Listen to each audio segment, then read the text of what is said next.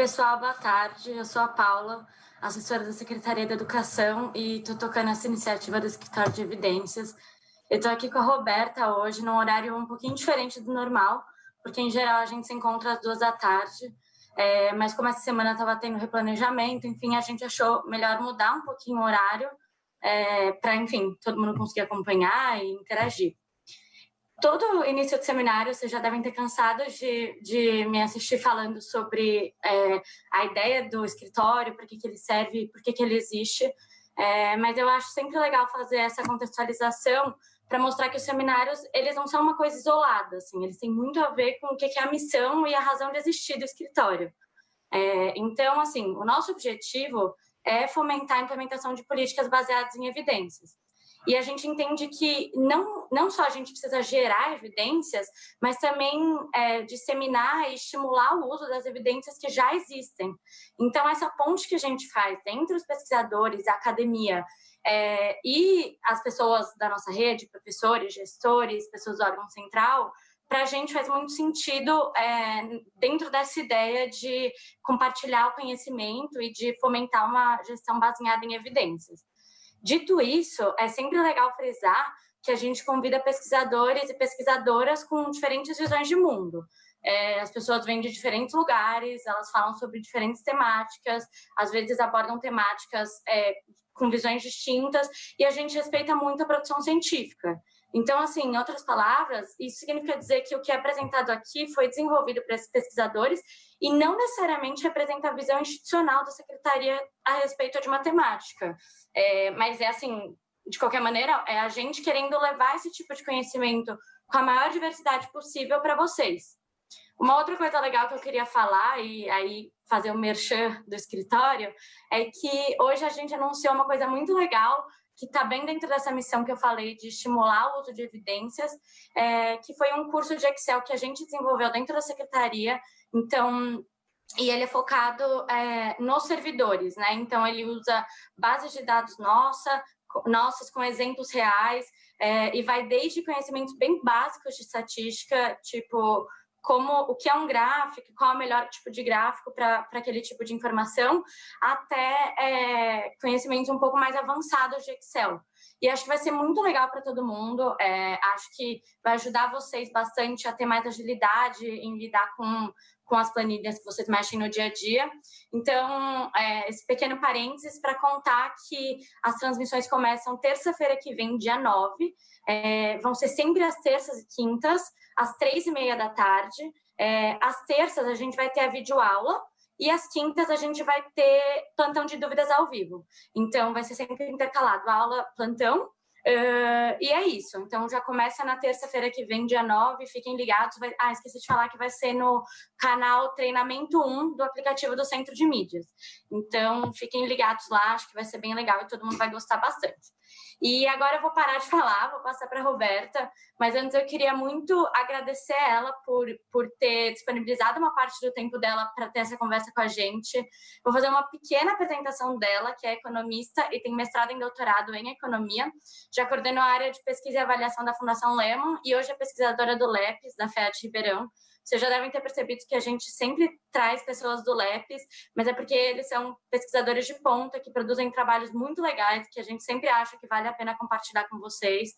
Ela vai apresentar um estudo que está sendo desenvolvido ainda não está totalmente concluído, sobre uma ferramenta que eu acho que vai ser muito interessante para todo mundo que está assistindo, e ela vai provocar vocês com algumas questões para vocês refletirem. Então, assim, não necessariamente vocês precisam responder, mas é para ficar aquela pulguinha, assim, e para vocês irem pensando durante a apresentação dela sobre esses pontos que ela trouxe. Vai aparecer aí na tela de vocês também agora o link para interação.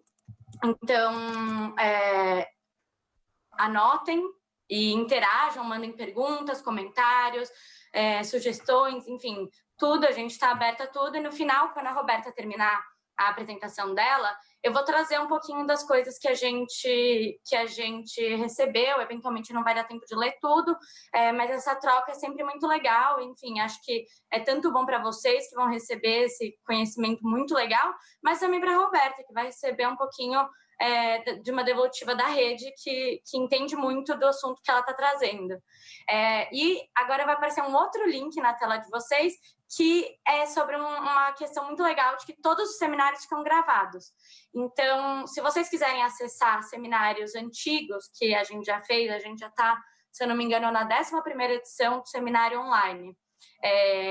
E a gente, antes disso, estava realizando seminários na própria secretaria, então eles não ficaram gravados, mas eu acho que já tem mais de 10 seminários gravados lá, e aí, por meio desse link, vocês conseguem assisti-los. E é isso, Roberta, agora eu vou parar de falar e passar para você. Obrigada, Paula. Muito obrigada. Então, queria começar agradecendo pelo convite, pela oportunidade de estar aqui falando com vocês e mostrando um pouquinho do trabalho que a gente tem feito, tem realizado no LEPS. Eu particularmente acho que, enquanto pesquisadora, toda a produção de evidências, todo o nosso esforço em produzir conhecimento, ele não adianta de nada se a gente não consegue levar isso a longe para as pessoas que realmente podem utilizar. Então, acho que essa é a minha visão e também muito da visão do LEPS, né, da gente produzir evidência e aproveitar essas oportunidades que vocês da Secretaria estão nos proporcionando para levar isso mais longe, para que isso possa ser utilizado pelas pessoas que são professores, educadores, os diretores, enfim, são aquelas pessoas que lutam no dia a dia para melhorar a qualidade da nossa educação. Enfim, muito obrigada pelo convite. Então, vou começar aqui, vou compartilhar minha tela, vou começar a minha apresentação. Bom, acho que deve já estar vendo. Espero. Enfim, esse é um trabalho que a gente está desenvolvendo desde o meados do ano passado, já tem quase um ano, desenvolvendo no LEPS. Eu tenho desenvolvido isso com 2 outros colegas lá do LEPS, né? A Marisabel e o Vinícius, além de outras várias pessoas que apoiaram, que eu vou comentar durante a apresentação. Mas o título da apresentação é Como avaliar a qualidade da formação continuada docente. Né? Então, a gente vai trazer um instrumento para uso nas redes de ensino no contexto de implementação dos novos currículos alinhados à base, né? A Base Nacional Comum Curricular. Então, eu vou falar um pouquinho, eu vou fazer um breve resumo, né, do que eu vou trazer, vou contar para vocês quem somos, né, o que é o LEPS, rapidamente, e depois eu entro mais na pesquisa, comentando sobre a motivação, o contexto atual, quais os elementos de uma formação continuada eficaz e como que o instrumento que a gente desenvolveu conversa com esses elementos de formação continuada. E depois eu trago os próximos passos. Como a Paula comentou, é algo que a gente já começou, está em fase bem avançada, mas a gente ainda tem alguns próximos passos a realizar. Então, eu queria muito compartilhar isso com vocês e qualquer comentário, depois eu vou deixar o meu contato, vai ser super bem-vindo, porque, como eu disse, esse é um instrumento e um estudo, né, uma pesquisa que tem que ser útil para a rede, para os professores, para os educadores. Então, a gente conta muito com a colaboração, participação, a gente está muito aberto para que isso vá mais longe e aberto para as contribuições de vocês, tá? Bom, então o que eu vou trazer hoje, como eu disse, é como avaliar se as formações continuadas docentes oferecidas pelas redes de ensino são potencialmente eficazes na prática pedagógica do professor e, por fim, no aprendizado dos alunos. Então, o que a gente quer é avaliar como essas formações podem, de fato, serem eficazes para mudar a prática do professor no sentido de apoiar o aluno e desenvolver as suas habilidades, né, a sua habilidade cognitiva.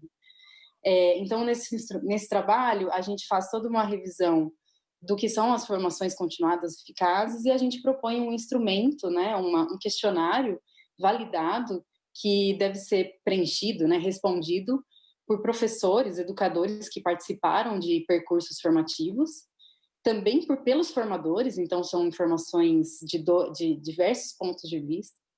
E, por fim, a gente integra as respostas dos professores a esse questionário, a esse instrumento, né? Muitas vezes eu falo instrumento, questionário, mas eu quero dizer a mesma coisa. Então, o intuito é integrar, né, um sistema de devolutiva para a própria rede, né? Porque de nada adianta a gente avaliar se a gente não consegue dar um retorno, né? Uma devolutiva clara para que a própria rede e os próprios organizadores das formações possam utilizar. Dado que o nosso foco é sempre o aprendizado do aluno, né? E também vou trazer aqui os resultados, né, da aplicação desse questionário, desse instrumento, para redes piloto, que a gente já fez no final do ano passado, para algumas redes do estado da região Nordeste.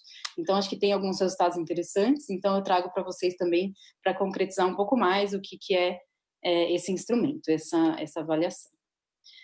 Bom, falando um pouquinho do LEPS, né, é um laboratório que eu estou trabalhando desde o início do ano passado. Na verdade, minha formação é em economia, né, eu fiz graduação e mestrado em economia lá na FEA Ribeirão, né, na Universidade de Ribeirão, na Universidade de São Paulo, na sede de Ribeirão Preto.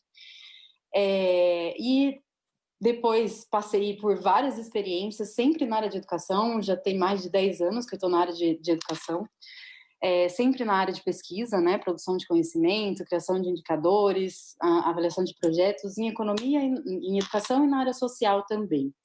Trabalhei no Ministério da Educação, no INEP, mais especificamente, por 2 anos. Enfim, desde então venho trabalhando na área de economia. E no ano passado me aproximei, né, mais da pesquisa novamente. E estou no laboratório, que é um grupo interdisciplinar, né? Ele é coordenado por 2 professores do Departamento de Economia, o Daniel e o Luiz, Daniel Santos e o Luiz Guilherme Espeso Fávio, que já participaram desse seminário da Secretaria, então talvez muitos de vocês já os conheçam. E, enfim, é um grupo muito interdisciplinar, né? Tem pessoas da área de pedagogia, psicologia, e a nossa visão é muito expandir a fronteira do conhecimento para ajudar a formulação de políticas públicas na área educacional e social, tá? Então, acho que isso está muito alinhado com a proposta também da Secretaria Estadual de São Paulo no seu escritório de evidências, não só no seu escritório, mas, enfim, com tudo que vem fazendo, né? Então, o trabalho que vem fazendo. E acho que é super importante, né, a gente se pautar aí pelos resultados da pesquisa, mas também cabe a nós, pesquisadores, conseguir uma forma, né, de comunicar e de levar essas evidências até a ponta, né, até as pessoas que implementam as políticas. Então, falando um pouquinho mais do LEPS, ele tem basicamente 4 áreas de atuação, né, desenvolvimento infantil, tem muitos trabalhos relacionados a isso, avaliação, devolutivas sobre o desenvolvimento infantil, creche para escola. Violência e criminalidade também dentro da comunidade escolar, e como isso se relaciona com os indicadores escolares. Tem uma parte grande também de desenvolvimento de instrumentos e estudos sobre socioemocionais, tanto de alunos como de professores. E tem também um grande eixo escolar, vários estudos relacionados a professores, formação de professores, diretores. Então, tem várias coisas relacionadas mais propriamente à gestão da escola, olhando para o que tem dentro da escola, enfim, as práticas pedagógicas, como a escola está organizada. Então, a gente tem vários projetos também olhando para isso. E esse que eu trago aqui hoje é um exemplo disso. Bom, então eu vou entrar agora na parte do que a gente desenvolveu, né, dessa pesquisa, e acho que nada melhor do que começar pela motivação, né. Enfim, desde a década de 60 tem uma grande preocupação em identificar os fatores escolares que determinam o resultado dos alunos, né. O resultado dos alunos não é definido por um decreto, então acho que é importante a importância de entender o que está por trás daquilo, já vem desde a década de 60. Então, tem um relatório importante, muito conhecido na área de educação, que é um relatório Coleman, que foi um estudo encomendado pelo governo americano para tentar entender justamente isso. E ele tem resultados, né, bastante controversos e que que as características socioeconômicas dos estudantes e das suas famílias, né, o ambiente familiar em que o aluno está, ele é o principal, são as principais influências nos resultados escolares dos alunos. e existia, né, uma dificuldade em identificar como as medidas usuais dos insumos escolares, e aqui eu estou querendo dizer organização da escola, característica dos professores, o que tem dentro da escola, a formação dos professores, enfim, diversas coisas para dentro da escola e como isso impacta o desempenho dos alunos. Então, existia uma dificuldade de identificar essas medidas, boas medidas sobre isso. Então, o primeiro resultado bastante controverso e bastante, que chamou muita atenção foi justamente isso, né, que grande parte do determinante dos resultados escolares é dado pelas características dos próprios alunos e suas famílias. Isso trouxe, assim, um incômodo, né, justamente porque o foco das políticas educacionais, políticas públicas, é justamente para dentro da escola. Então, começou com isso, e aí, a partir de então, muitos estudos vieram, né, voltando os olhos para essas questões dos fatores escolares, e também para as características dos alunos, de composição da escola. E depois, na década de 90, mais para o final da década de 90, estudos mais recentes, com dados melhores, estudos mais elaborados, mais bem elaborados, conseguiram identificar como que os recursos escolares importam, né, contribuem para o aprendizado. Então, eu citei aqui vários estudos, especialmente, tem alguns que olham para os resultados mais contundentes são olhando para dentro da escola e o número de alunos por turma.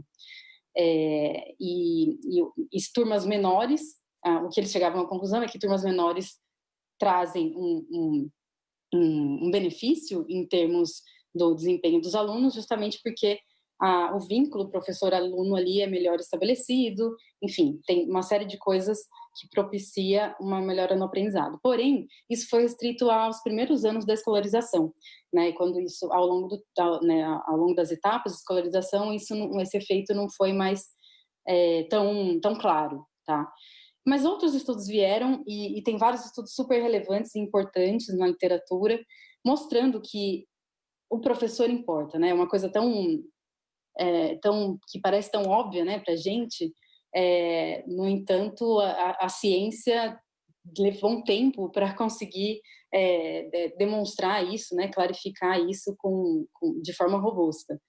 Mas, enfim, o que a gente tem a partir da década de 2000 é que as práticas pedagógicas dos professores, né, a qualidade do professor, a efetividade do professor é importante para o aprendizado do aluno, especialmente no início da sua carreira, né? Então, muitas das medidas mais óbvias em relação às características do professor, como a sua formação, anos de escolaridade, né, sua especialização, muitas dessas informações não tinham resultados contundentes, né, não tem até hoje resultados tão contundentes em relação à sua contribuição para o aprendizado dos alunos. Porém, é muito claro que a prática pedagógica, a forma como o professor se coloca em sala de aula é muito relevante para o aprendizado. Então, os olhos se voltaram muito para dentro da sala de aula. Bom, o que o professor ali, qual que é a prática dele que está importando mais e em qual momento? Então, a gente tem uma linha de estudos em relação a isso, dentro do LEPS, estamos evoluindo também em relação a isso, mas o que eu trouxe para vocês aqui hoje é justamente a parte de formação continuada. Então, dado que o professor é super importante, existem muitas formações atualmente, formações continuadas, porque ela é uma são ferramentas importantes para promover a atualização, o aumento do repertório dos docentes, frente aos desafios atuais de desenvolvimento de competências dos estudantes, né? Então, com a base, enfim, com os novos currículos, os professores, né, têm essa necessidade de sua atualização, aumentar o seu repertório para melhorar a sua atuação, enfim, melhorar ainda mais, né, a sua atuação na sala de aula. Porém, as evidências sobre essas formações continuadas, tanto no próprio trabalho do professor como no aprendizado dos estudantes, elas também não são categóricas, né, em afirmar, olha, as formações continuadas importam, são importantes e trazem efetividade. Não são tão contundentes. Tem experiências para um grupo restrito, quero dizer, experiências formativas, né, percursos formativos em pequena escala, funcionam, né, tem evidências de que funcionam, tem uma literatura grande sobre isso.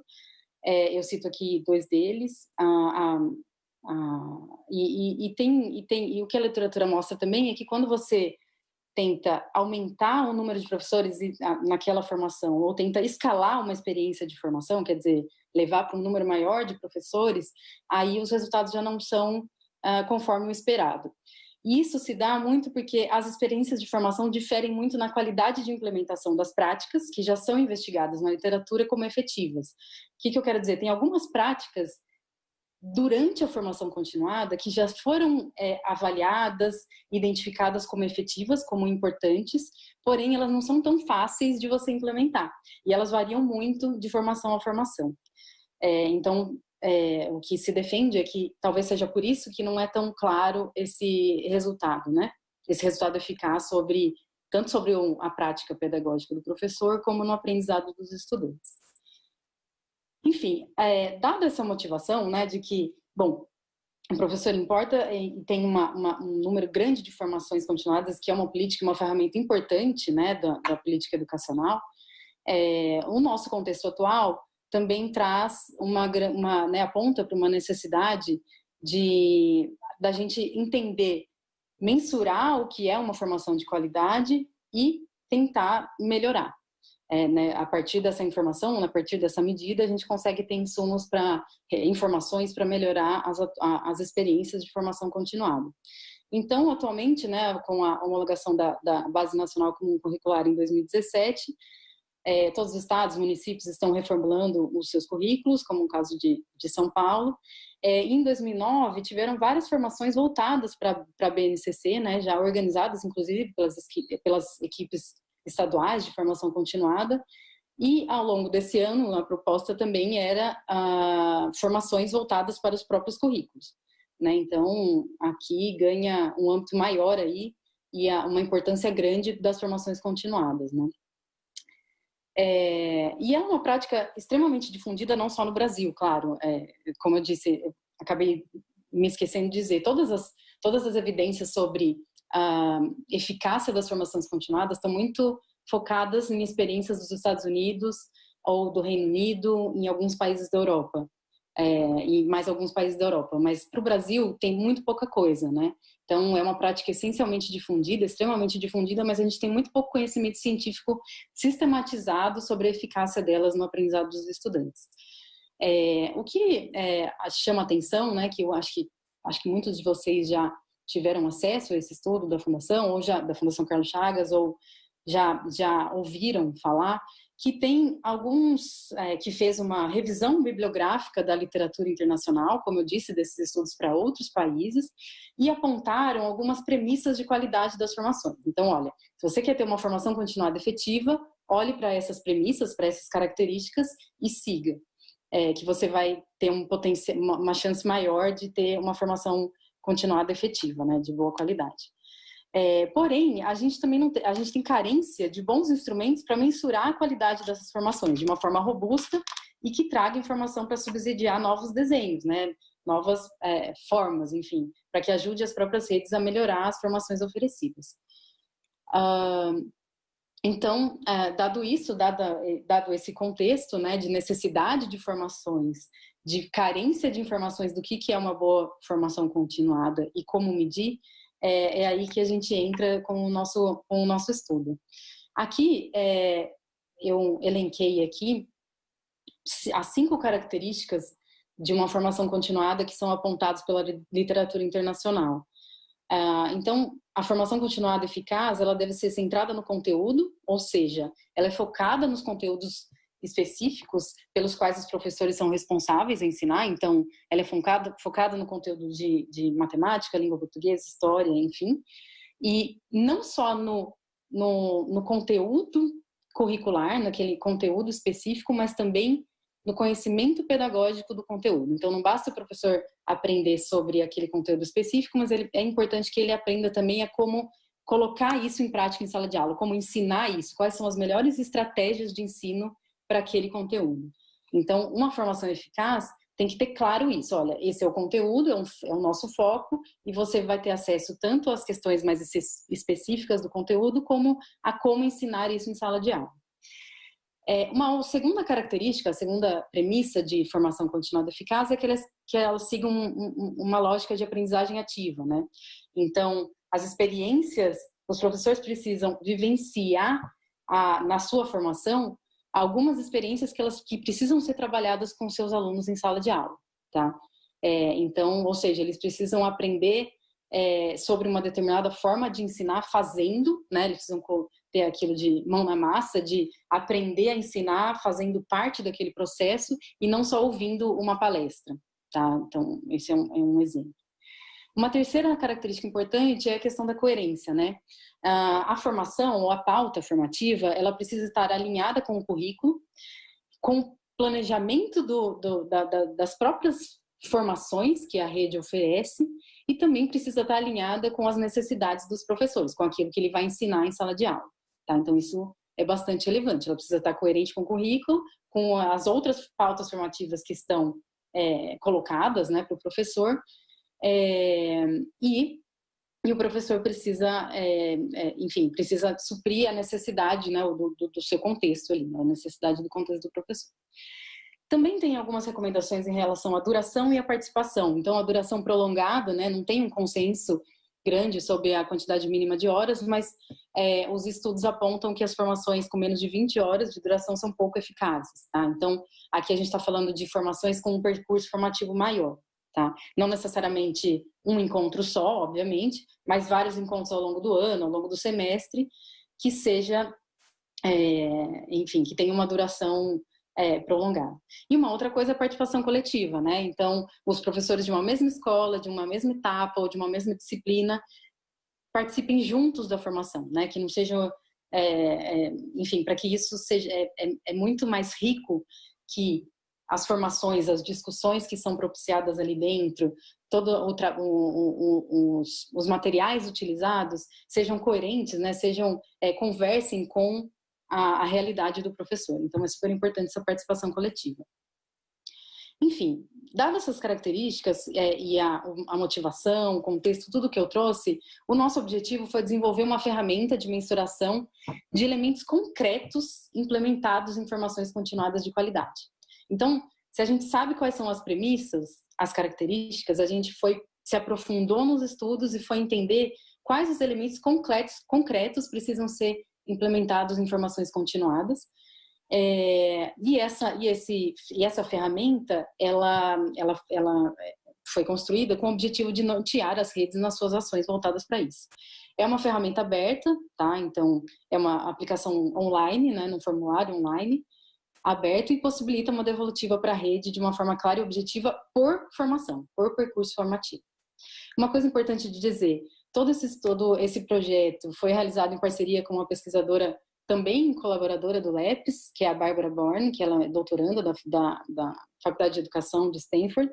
Então, ela foi muito parceira, ela desenvolveu toda a parte de revisão da literatura e nos apoiou na construção desse instrumento, com o apoio do Instituto Reúna, que é liderado hoje pela professora Kátia Smolli, e pela Fundação Lehman, que tem vários projetos de formação continuada. Então, também aí tem um interesse em entender como é que se dá, né, a qualidade das formações que eles oferecem. Enfim, aqui, antes de entrar propriamente no instrumento, né, nas questões que a gente incluiu nesse instrumento de qualidade, eu queria que vocês refletissem um pouco, a partir de agora, né, a partir dessa apresentação, em relação a duas perguntas norteadoras. E acho que é um exercício para vocês se colocarem, assim, não só ficarem sentados, né, me ouvindo, mas relembrarem, se colocarem em uma situação de formação continuada, né? Eu sei que tem muitos educadores, formadores, enfim, mesmo as pessoas da gestão de secretaria. Enfim, se coloquem num local de formação, né? Relembrem uma formação continuada presencial que você realizou recentemente, ou no final do ano passado, ou no início desse ano, e uma formação que foi relevante para o seu trabalho. Com isso, peço que vocês identifiquem quais as práticas, atitudes realizadas pelo formador ou pelo grupo ali, né, formado, que ocorreram nesses encontros, que de fato influenciaram a sua prática no trabalho, ou o seu trabalho depois da formação. Então, se lembrem, poxa, aquilo que aquele formador fez, aquilo que ele me provocou, aquele exercício que a gente fez, me ajudou muito a melhorar a minha prática. Então, eu queria que vocês fizessem esse exercício de pensar sobre isso, né? Quais foram essas atitudes. E ao longo dessa apresentação agora, eu vou mostrar para vocês algumas práticas que estão em linha, né, em direção dessa formação continuada eficaz. Então, se vocês perceberam alguma prática que, poxa, isso aqui eu não me lembro de ter acontecido na formação que eu participei. Enfim, se alguma coisa não aconteceu, mas pode ter sido relevante, eu peço também que vocês reflitam e pensem um pouco sobre isso. Então, acho que é muito para vocês se colocarem, né, no lugar de pessoas que já participaram ou oferecem a formação, até para entender se tudo que a gente está colocando aqui faz sentido, se realmente importa na prática, né, na formação continuada, nesses encontros de prática formativa. Bom, então, essas são as perguntas. Dado isso, eu vou entrar propriamente no instrumento, né? O que a gente fez? A gente fez uma revisão bibliográfica mais aprofundada desses estudos mais recentes sobre quais práticas são importantes em formações continuadas e são alinhadas com a sua efetividade. Né? Aquilo que eu trouxe das 5 características, a gente se debruçou sobre elas e trouxe uma clareza e um detalhamento maior do que significa implementar uma formação continuada eficaz. E aí a gente definiu domínios de avaliação de qualidade das formações. Então, ao construir essa ferramenta, esse instrumento, a gente agrupou as atitudes, né, as atitudes, as ações, as práticas nessas formações continuadas, dentro de 3 domínios: colaboração entre professores, práticas formativas e conteúdo formativo alinhado ao currículo. Tá? Então, agora vai ficar mais claro o que eu quero dizer com isso. Então, quando a gente fala de colaboração entre professores, ela é o primeiro passo para o estabelecimento de comunidades de prática profissional, que acho que muitos de vocês talvez já estejam acostumados com esse termo, né, de comunidade de prática, os educadores, enfim, que para além de um conteúdo um conteúdo em comum, de interesse, né, de interesse comum entre diversos professores, né, que você coloca ali para discutir, para aprender. Para além disso, os professores precisam de um ambiente onde eles estejam confortáveis em compartilhar suas ideias, compartilhar suas práticas, suas experiências, para que esse momento seja rico. E isso precisa ser intermediado pelo formador. Não é algo que deve aparecer do nada. Não, isso deve ser planejado, né? Deve ser uma formação planejada para isso, né? Para que esse momento aconteça. Então, para avaliar esse domínio, a gente elencou práticas relativas a 2 eixos, né? Então, o primeiro eixo, criação de um clima de respeito pelas experiências dos colegas e que estimule o compartilhamento de ideias, como eu disse. E o segundo eixo, criação de oportunidades para planejar coletivamente as ações que reverberem na escola. Tá? Então, o que eu quero dizer? A gente precisa criar um primeiro passo, né, para estabelecer uma comunidade de prática onde existe um clima de respeito, colaboração entre professores, e também oportunidades planejadas pelo formador para que os professores possam planejar em coletivo como aquilo que eles aprenderam na formação pode ser colocado em sala de aula. Tá? Isso depois vai ficar ainda mais claro, porque quando eu trago os instrumentos, tem lá as perguntas que os professores respondem relacionadas a isso. Tá? Então, eu vou passar um pouquinho mais rápido aqui. O segundo domínio de importância, né, que reflete formações continuadas eficazes, é relacionado à prática formativa. Tá? As ações formativas que estão relacionadas à aprendizagem ativas dos professores, tá? Elas precisam estar relacionadas a isso. Como eu disse, o professor precisa participar deve existir oportunidades para que o professor faça na formação aquilo que é esperado que ele faça com seus alunos, tá? E não que ele seja um mero ouvinte daquilo que o formador está trazendo. O professor precisa vivenciar as atividades e pensar em como ele vai levar isso para dentro da sala de aula. E para avaliar esse domínio, a gente olha para 3 eixos, tá? A gente verifica a existência de ações relacionadas a esses 3 eixos. Organização das experiências de aprendizagem pautadas pela modelagem da prática, certo? Que é justamente isso tudo que eu já falei, né? Você modelar a prática do professor, então o formador ser um modelo do que ele é esperado que o professor faça em sala de aula com seus alunos. A proposição de reflexão sobre o próprio processo de aprendizagem, isso é uma coisa bastante etérea, mas super importante, que precisa existir um momento durante essa formação, essa prática formativa, em que o professor reflete sobre o seu próprio processo de aprendizagem. Entender o que fez ele aprender aquilo que o formador está trazendo. Tá? Então, isso a gente chama de um processo metacognitivo. E isso não parece tão comum, né, de acontecer nas formações, especialmente aqui no Brasil, mas é uma coisa super importante, que está diretamente ligada às evidências científicas sobre a eficácia das formações continuadas. Outra coisa super importante é o uso de materiais adequados para a tematização da prática. Então, é o professor utilizar cadernos dos alunos, os materiais dos alunos, o que seria ideal, né? Ter um vídeo de uma sala de aula para os professores poderem comentar, enfim, aprender juntos como lidar com aquelas situações. Então, é o uso de material de uma forma adequada. E, por fim, o terceiro domínio, ele está relacionado ao conteúdo formativo alinhado ao currículo. Então, esse domínio, ele avalia como as formações são capazes de promover o conhecimento necessário para que os professores sejam capazes de ensinar aquilo que eles são responsáveis por ensinar, tá? Então, é muito focado no conteúdo específico da disciplina e como isso se relaciona com o currículo. Tá? Então, a gente explora 3 eixos. A exploração e reflexão do conhecimento especializado, então é isso, uma formação voltada para os professores de matemática, ou para a disciplina de matemática. Então, é um foco nesse conhecimento. Como isso se conecta com o currículo oficial, na série, tanto na série como na série, o ano, né, como na fase de ensino. E, por fim, abordagens que favoreçam a ampliação do conhecimento pedagógico do conteúdo dos professores, aquilo que eu comentei no início. Não só um foco no conhecimento de matemática, né, numa disciplina específica, mas também como o professor, as estratégias de ensino que o professor usa para fazer com que os alunos aprendam, tá? Então, o conhecimento pedagógico daquela disciplina.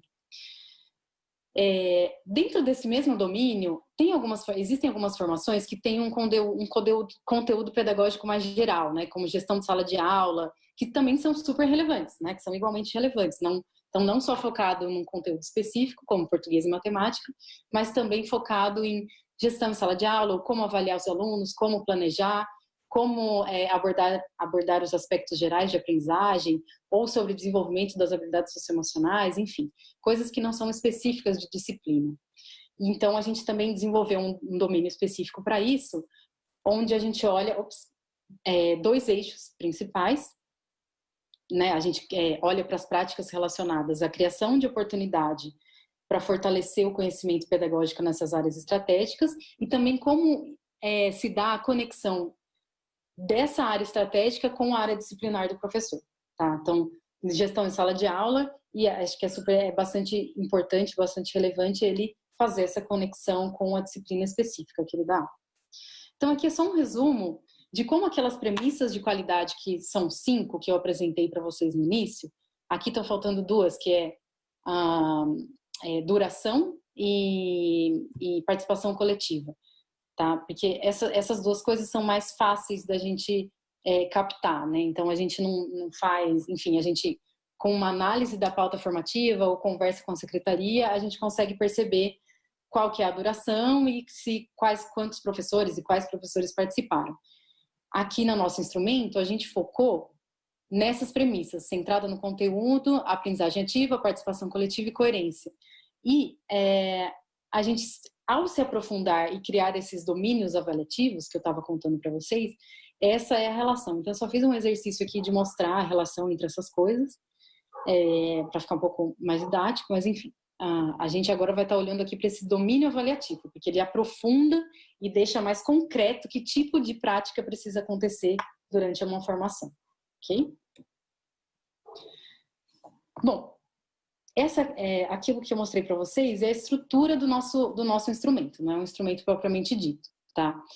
E aí, aqui eu queria falar um pouco para vocês, que acho que é super importante, que quando a gente pensa num instrumento, né, é super relevante, não só para a gente que está trabalhando nisso, mas para as pessoas que vão usar, ter claro o que a gente está medindo, por quê e para quê. Tá? A gente está medindo um conjunto de prática realizada durante os encontros formativos que são estritamente ligados às premissas de qualidade de formações continuadas eficazes, certo? E isso de acordo com evidências da literatura. É isso que a gente está medindo. Então, eu estou captando um conjunto de práticas que acontecem durante a formação. E por quê? Porque ao captar essas práticas, né, se essas práticas acontecem, né, o cumprimento dessas práticas, isso aumenta a chance da efetividade do curso de formação, tanto na ampliação do conhecimento, né, aprofundamento do conhecimento dos professores, como no aprendizado do aluno. Tá? Então, esse é a lógica de uma interpretação reversa. Né? Bom, a gente sabe que a gente quer impactar o aprendizado do aluno, fazer com que ele aprenda de uma forma mais efetiva. O professor vai estar mais preparado para isso, e para ele estar mais preparado para isso, eu olho que práticas são importantes acontecer em uma formação continuada, tá? E para que a gente está fazendo isso? Justamente para auxiliar os gestores estaduais, municipais, a usarem os recursos destinados à formação de uma forma mais transparente e eficaz, especialmente no contexto de implementação da base, tá? Onde muitas formações vão acontecer. E, obviamente, uma busca, né, pela melhoria contínua nas próprias formações. Então, se você sabe, se você consegue identificar, avaliar e verificar qual é o estado da arte das formações, você sabe para onde, como melhorar, ou enfim, para onde focar os seus esforços. Bom, esse instrumento, ele é um instrumento aberto, simples e acessível, né, numa linguagem útil. O público-alvo desse instrumento são os educadores, todas as pessoas que participarem de formações ou percursos formativos de uma longa duração, tá? Então, eu não estou dizendo aqui, enfim, eu acho que ele pode também ser útil para uma formação de mais curta duração, mas quando a gente pensou ele foi construído, ele é focado em percursos formativos, tá? Que tenham pelo menos 20 horas de formação aí, presenciais nesse momento. Presenciais, nesse momento eu estou falando, porque a gente vai também pensar em como adaptar isso para as formações à distância, principalmente pela realidade que a gente está vivendo. Enfim, o público-alvo são os educadores, os formadores, e também ele é útil para observadores de um encontro formativo. Então, ele pode ser útil também, uma ferramenta para alguém que queira observar um encontro formativo e observar essas premissas, tá? Mas o nosso foco é principalmente aqui, os professores as participantes das formações, né? Então, eles participam da formação e logo depois preenchem esse instrumento. Então, como é que foi o processo aqui de construção dos itens, né? Das perguntas de cada eixo avaliativo que eu já mostrei para vocês? Então, para cada um daqueles eixos, então a gente tem 3 domínios avaliativos e cada domínio tem pelo menos 2 eixos. E para cada um deles a gente construiu algumas perguntas relacionadas a ela que os professores devem responder ao preencher esse instrumento. E aí a gente fez várias rodadas de revisão, né, com feedback de especialistas, de pessoas da área de educação. Fizemos também uma oficina com técnicos de secretarias municipais e estaduais responsáveis pelas formações. Então a gente foi pergunta a pergunta e tentando entender, né, o que os professores, né, as pessoas estavam entendendo pelos termos que a gente estava colocando, para verificar se esses domínios avaliativos fazem sentido, esses eixos fazem sentido, enfim. Então teve um processo de validação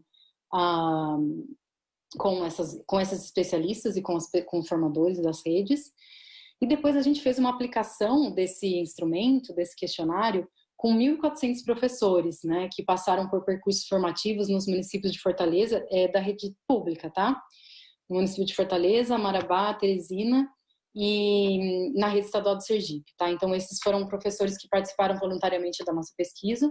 E aí, a partir disso, a gente conseguiu fazer validações psicométricas, né, as validações estatísticas, para garantir que aqueles itens, aquelas perguntas estavam, de fato, alinhadas com o que a gente gostaria de medir. Tá? Então, a gente fez validações de conteúdo, de estrutura, e teve um cuidado também com a questão das respostas socialmente desejáveis, né? Então, quando você pergunta para o professor se ele gostou de determinada formação, ou se, enfim, muitas coisas podem influenciar a resposta daquele professor naquele momento, né? Então, às vezes ele tende a responder positivamente, não porque ele acha aquilo, mas porque é uma resposta socialmente desejável. Então, a gente teve um cuidado também de corrigir para isso.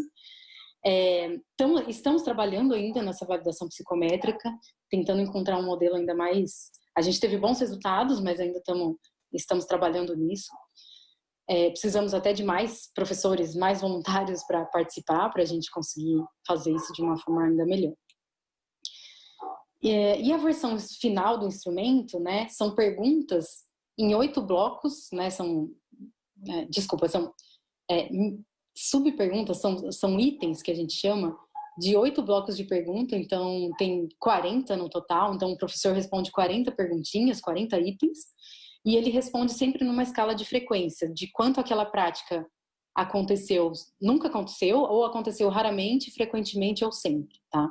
É uma aplicação online que demora de 10 a 15 minutos e o professor deve fazer após a finalização de um percurso formativo. Então aqui está o instrumento para aquele domínio 1, que eu falei para vocês, que é colaboração entre professores. Então aqui eu vou dar alguns exemplos. Deixa eu ver só o meu tempo, aqui, 10 minutinhos. Enfim, para aquelas perguntas em relação à colaboração entre professores, né? Então a gente pergunta, bom, sobre os momentos de participação conjunta e colaboração entre os participantes da formação, responda. Houve mediação para envolver todos os grupos de trabalho, então pensando que numa formação é importante que os professores sejam agrupados de forma coerente, enfim, por algum critério, e se tem mediação para todo mundo se envolver, né? Para todo mundo participar.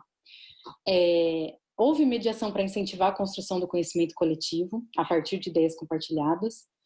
Os professores participavam ativamente das discussões. As discussões promovidas em formação envolveram poucos professores. Aqui a gente colocou um item na ordem inversa, né, no negativo, porque no processo de construção do instrumento isso é algo importante, isso é requerido. Então, mas é só uma estratégia para captar melhor o que a gente quer. Mas, enfim. Então, a gente queria saber se as discussões aconteceram, se foram mediadas e se propiciaram a construção do conhecimento coletivo a partir de ideias compartilhadas. Então, é basicamente isso nesse primeiro domínio. Então, os professores respondem essas perguntas naquela escala de resposta que eu falei para vocês, né? Se nunca acontece, raramente, frequentemente, sempre, e assim por diante. Então, aqui é aquela pergunta sobre como os professores planejam a sua rotina de trabalho a partir do que eles aprenderam na formação. Então, existiram oportunidades para os professores planejarem as aulas, incluindo conteúdo? Durante a formação, isso, tá? Não depois. O tempo destinado foi adequado? O planejamento foi compartilhado, discutido? Foi ensinado como incorporar o conteúdo das formações nas aulas? Enfim, então é um bloco de perguntas relacionadas a esse eixo, tá? O domínio 2, que é aquele de práticas formativas, né, que é muito relacionado à modelagem da prática, à aprendizagem ativa, enfim. Então, a gente tem 2 eixos aqui também, relacionadas a se as atividades envolvidas na formação refletiram aquilo que se espera que os professores façam em sala de aula, se a formação permitiu que os professores percebessem como realizar a prática aprendida, se o formador deixou claro que estratégias ele utilizou para guiar aquelas discussões, se as discussões eram interativas e aqui, por último, se a formação foi majoritariamente expositiva. Então, se a gente quer que a aprendizagem seja ativa, o importante é que haja participação coletiva, que não seja majoritariamente expositivo. Acho que isso acontece, mas não é o que é esperado sempre, né, em todo momento. Tá? E esse segundo domínio tem a ver com aquilo sobre o processo de reflexão sobre o próprio processo de aprendizagem. Então, se foi discutido a importância de se refletir sobre o processo de aprendizagem dos professores, se foi proposta uma reflexão sobre a forma como os professores aprendem, se houve momentos de discussão sobre como se deu o processo de aprendizagem, se eles discutiram como eles aprenderam. Enfim, acho que esse é um momento que é raro a gente ver acontecer, mas é super importante, né? Ao final do encontro formativo, o formador ajudar os professores, né, mediar essa reflexão, pedir que eles reflitam sobre o processo da própria aprendizagem, porque isso facilita quando ele transpõe aquilo para dentro de sala de aula. E aí, por fim, o domínio 3 é o domínio 2 ainda, sobre aquele eixo 3, que é a utilização de materiais, né? Relacionados à tematização da prática, tá? Eu vou passar um pouquinho mais rápido aqui, mas, enfim, é basicamente se os professores tiveram a oportunidade de analisar diferentes materiais, se eles foram apresentados a diferentes formas de explorar aquele conteúdo através dos materiais. Enfim, é o uso de materiais dos próprios alunos durante a formação, tá? Que é utilizado pelos próprios. E aqui no terceiro domínio, aquela questão sobre o alinhamento da pauta formativa ao currículo, tá? Então, tem várias perguntas relacionadas a isso, tanto para uma formação com conteúdo pedagógico mais geral, tá? Que é como aquela de gestão de sala de aula, por exemplo. Então, tem uma série de perguntinhas aqui. Depois vocês vão receber isso, vão ter mais tempo para analisar cada uma das perguntas, tá? E acho que é super produtivo. E aqui as de formação, para formações com conteúdos mais específicos, tá bom? Enfim, aqui agora eu queria apresentar rapidamente os primeiros resultados, né? Os resultados que a gente teve com esse piloto de 1.400 professores, só para vocês terem uma ideia de como que se dá, né, essa devolutiva. Então, os professores preenchem, depois a gente analisa e faz as devolutivas.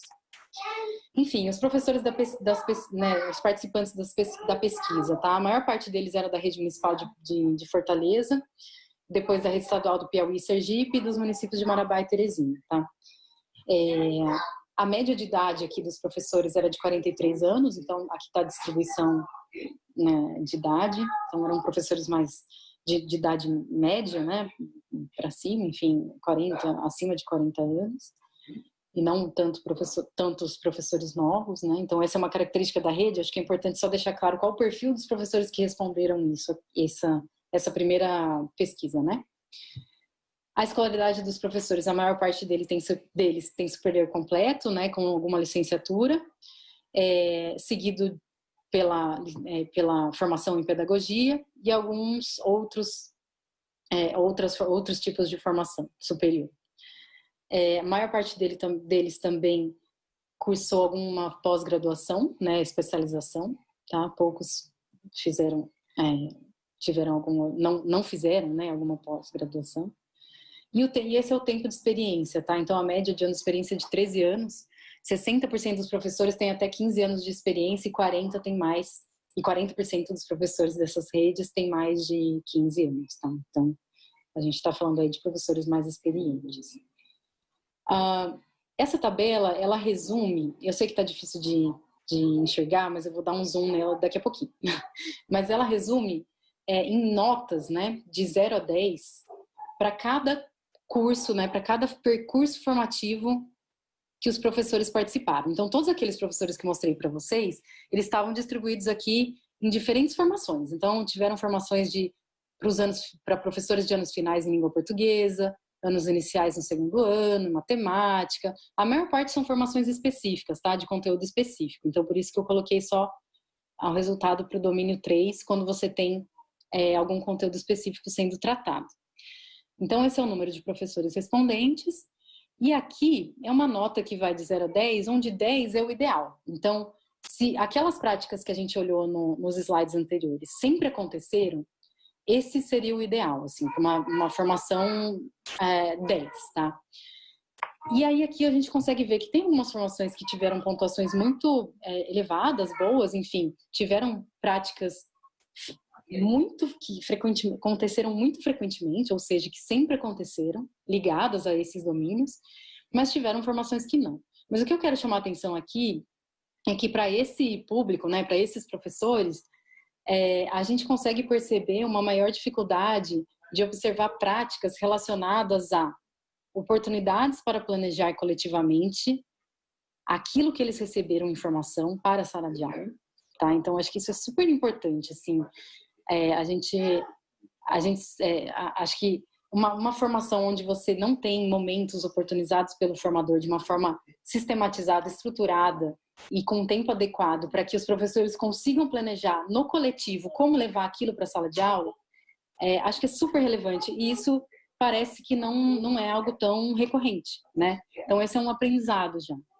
Em relação às práticas formativas, as experiências de aprendizagem pautadas pela modelagem, né? Aquele eixo que eu comentei também, a gente verifica que não parece ser uma prática tão frequente, né? Que sempre acontece. E as reflexões dos professores em relação ao seu processo de aprendizagem. Então, é isso que eu quero mostrar para vocês, que algumas coisas são mais, por exemplo, um clima de respeito e compartilhamento de ideias, isso parece que acontece mais, mas tem coisas que são mais difíceis de acontecer. Obviamente que o 10, ele é o suprassumo, assim, não estou dizendo que todas as formações, acho que a gente tem que buscar o ideal, né, aspirar o ideal, a nota 10, mas essas práticas eficazes sempre acontecem. Então, os professores responderam majoritariamente que isso sempre acontece. Então, aí sim, a nota iria se aproximar de 9, 10, como aconteceu aqui nesses verdinhos. Mas quando isso aconteceu poucas vezes ou não existiram, então as notas tendem a ficar menores. Aqui é a mesma tabela, só que eu dei um zoom aqui na colaboração entre professores. Então, aquilo que eu disse sobre oportunidades para planejar coletivamente, né? O que a gente percebe aqui, né, que tem um indicativo que não existem poucas ações deliberadas durante a formação para criar essas oportunidades onde os professores possam planejar conjuntamente, de forma estruturada e no tempo adequado, como eles devem levar isso para a sala de aula. Tá? Então, esse é um resultado que eu chamo atenção. Aqui, naquele segundo domínio de práticas formativas, então, o que parece, né, existe um indicativo de que não existem ou existiram poucas ações deliberadas dos formadores que refletem o que ele espera que os professores façam com os seus alunos em sala de aula. Né? Então, por exemplo, ao iniciar a formação, ele não compartilhou os objetivos da formação e de aprendizagem, não retomou ao final, né, e fez um apanhado das coisas, né, das ações e atitudes que ele teve durante a formação para chegar até esses objetivos de aprendizagem. Tá? Então, esse é um exemplo, tá? Aqui eu estou trazendo um exemplo de como ele poderia fazer isso. E o formador também não deixa claro quais as estratégias e não propõe um momento de reflexão sobre as suas próprias atitudes em relação perante ao professor, né? Em relação a como ele está tentando promover o aprendizado do professor. E por fim, aqui nesse domínio de conteúdo formativo alinhado ao currículo, também, né? Acho que essa é uma coisa super relevante, especialmente nesse momento de alinhamento dos novos currículos à base, das formações aos currículos. A necessidade, né, da gente prestar atenção sobre como conectar o conteúdo das formações com o currículo da rede, de uma forma muito explícita, tá? Então, indicando as habilidades que estão sendo trabalhadas, como você está explorando as estratégias de ensino relacionadas a essas habilidades, e não só naquele ano específico, como nos diferentes anos, né, da etapa que o professor trabalha. Então, se ele está no ano inicial, a gente está estudando alguma habilidade da base em relação à leitura, no primeiro ano, e como isso se conecta com as habilidades que vêm nos anos posteriores. Então, acho que explorar isso é super relevante. Então, é o que a gente traz aqui, né, de acordo com as evidências, e é algo que parece que que é importante prestar atenção. Enfim, é isso que eu queria trazer para vocês, tá? Então, esses são os primeiros resultados. Os nossos próximos passos é adaptar esse instrumento, né, a formações que acontecem em ambiente EAD, né, num ambiente à distância. E aí a gente quer muito fazer novas validações com especialistas e também ouvir feedbacks, enfim, para melhorar esse instrumento o máximo possível para que ele seja de fato útil, né? E por fim a gente vai construir, né, uma plataforma de devolutiva semelhante a essa que eu mostrei para vocês, trazendo indicativos claros, né, de quais são os pontos fracos e de como melhorar, tá? Enfim, é isso. Agradeço pela participação e atenção de todos. Legal, Roberta, obrigada. Para mim, legal até porque eu fiquei pensando muito que várias o que a gente faz aqui com os seminários ou com o curso de Excel que eu comentei, não deixa de alguma forma de ser uma prática de formação. E aí, enfim, me deu várias coisinhas assim de coisas que talvez a gente pode aprimorar de alguma forma e pensar em jeitos mais efetivos para fazer. Então, para mim, com certeza foi muito legal. Espero que as outras pessoas tenham gostado também. Uma coisa que eu acho legal é que quem assistiu deve ter percebido que o que você apresentou, como você falou, foi feito junto com a Bárbara Borne e as pessoas já têm um pouco de conhecimento do trabalho dela, que eu acho muito legal quando a gente consegue trazer coisas que dialogam, porque ela foi a primeira pessoa que fez o seminário online com a gente já escreveu um pouco sobre o trabalho dela também nos boletins, então, enfim. Legal. Legal. Ela é super parceira, a gente está em vários trabalhos juntos. Aí, eu vou passar para algumas perguntas, mas eu queria só dizer uma coisa. Várias pessoas, várias mesmo, assim, porque eu mandei para vocês o link de interações antes. Então, várias pessoas fizeram perguntas sobre o curso de Excel. Eu vou só dar uma recapitulada aqui. Esse curso, você não precisa se inscrever, é só logar no aplicativo do Centro de Mídias. Vai acontecer a partir da terça-feira que vem, às terças e quintas, pelo canal Formação 1, não, desculpa, Treinamento 1, canal Treinamento 1, pelo aplicativo do Centro de Mídias, tanto de anos finais e médio, quanto de anos iniciais, vocês também conseguem acompanhar, e vão ser as aulas vão ser às 3h30 das terças e quintas. Às terças a gente vai ter videoaula e às quintas a gente vai ter plantão de dúvidas ao vivo. E é isso. Então, já vou unir todas as dúvidas que a gente recebeu referente ao curso em uma só. E aí, vou passar para as perguntas que chegaram especificamente para Roberta.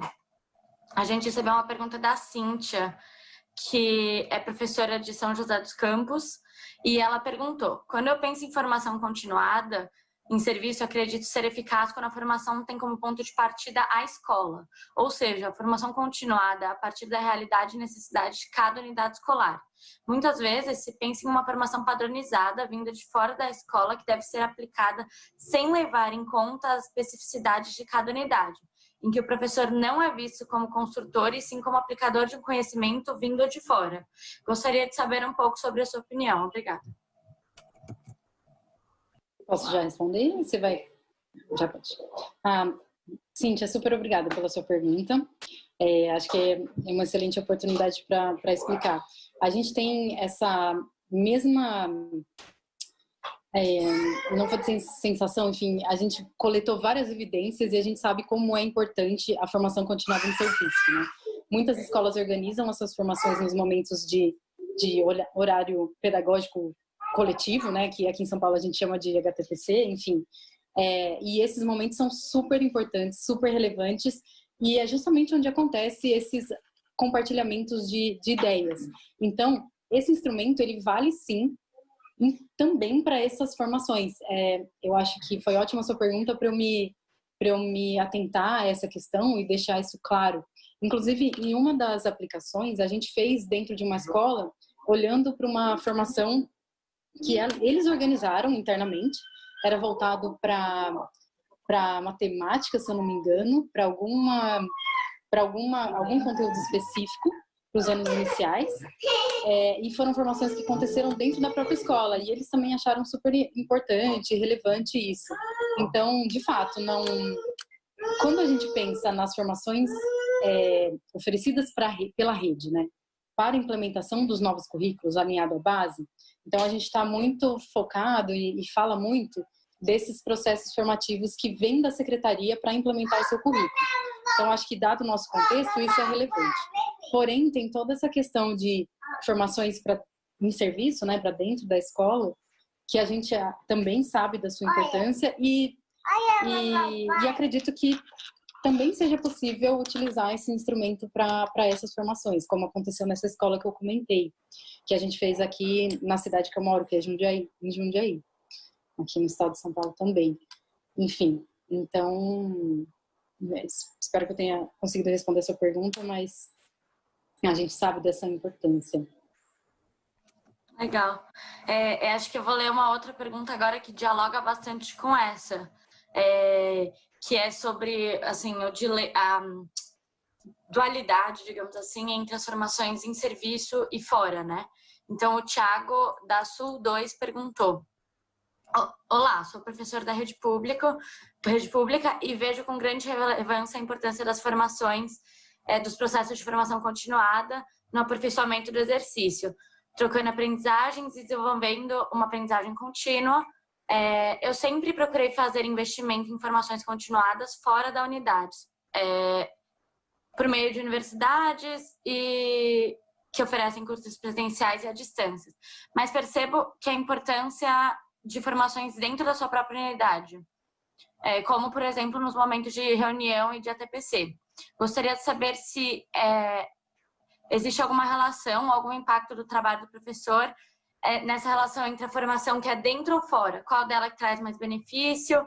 Se é a formação dentro da escola, a formação à distância, fora da escola. Oi, Thiago, muito obrigada pela sua pergunta também. Então, em relação às evidências dos tipos de formação continuada que existem, o que não tem, assim, pelo menos para o Brasil, não tem especificamente avaliações, pelo menos que eu conheça, que evocam essa questão. Qual tipo de formação continuada é mais eficaz para o trabalho do professor? Porém, tem muitos estudos mais qualitativos, estudos de caso, experiências relevantes, experiências que deram certo, de como as formações em serviço dentro da escola são eficazes para o trabalho do professor, porque elas são muito focadas para a sua necessidade, e também criam um clima, né?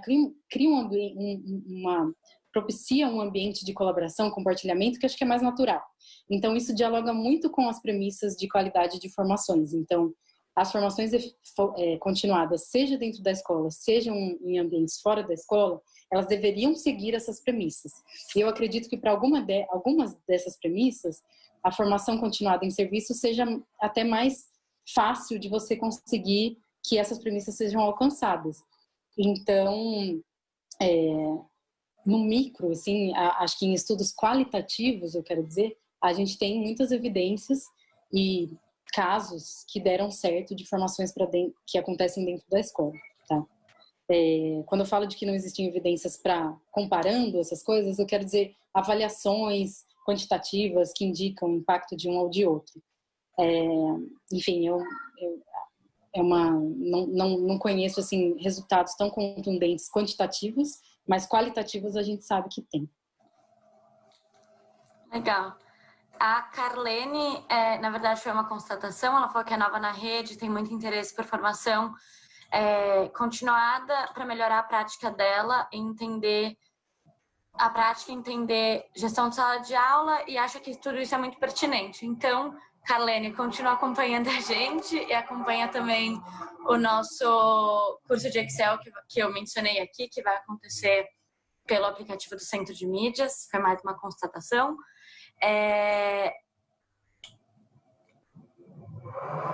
A Cláudia, professora de São João da Boa Vista.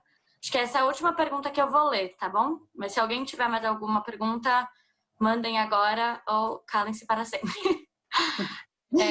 Analisando todos os eixos investigados, o que você considera mais urgente de mudança na postura e nas estratégias de formação continuada? Bom, acho que o que eu considero mais urgente é a questão, justamente onde a gente identificou, pelo menos nessa primeira rodada da pesquisa, onde parece ser mais deficitário, assim, mais problemático, né? Que é justamente o momento em que o professor utiliza de todo o conhecimento, né? Ele tem oportunidades de utilizar todo o conhecimento que foi dado naquela formação, foi tratado, e planejar uma mudança efetiva em sala de aula. Então, acho que isso se você pensa numa formação onde você não planeja uma formação onde não tem esse momento onde o professor consegue transpor o que ele aprendeu para a sua prática, né, para a sua realidade, acho que é muito difícil de você trazer algum tipo de efetividade, né, para aquela ação. E, em segundo lugar, acho que se me permite, é justamente a verificação da coerência, assim, de quanto aquela formação está alinhada com a necessidade da sua escola, em alinhar a necessidade, enfim, aquele conteúdo que precisa ser tratado com o currículo da rede.